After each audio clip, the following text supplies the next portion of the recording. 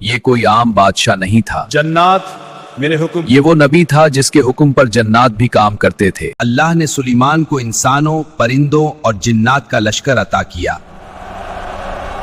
जन्नात सुलेमान के हुक्म से बड़े बड़े काम अंजाम देते। ये सब अल्लाह के हुक्म से था।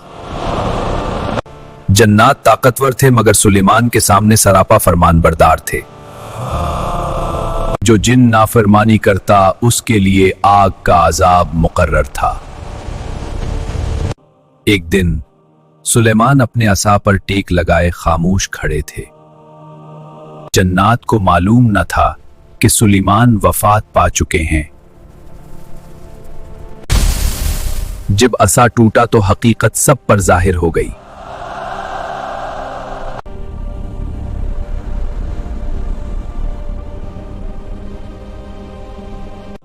ताकत अल्लाह जिसे चाहे देता है, मगर गैब का इल्म सिर्फ अल्लाह के पास है।